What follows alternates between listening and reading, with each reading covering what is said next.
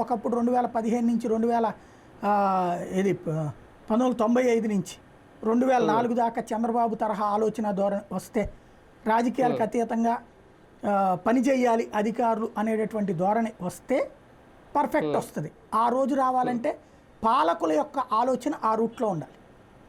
రాజకీయాలకు అతీతంగా సిన్సియర్గా పనిచేసేటటువంటి స్వేచ్ఛ అధికార యంత్రాంగానికి ఇవ్వడం, అది ఇప్పుడు వస్తుందని అనుకున్నాం. కానీ ఇప్పుడు జరుగుతున్న ఈ తంతు చూస్తుంటే మళ్ళీ ఈ ప్రభుత్వానికి అనుకూలంగా పనిచేయాల్సి వస్తుంది.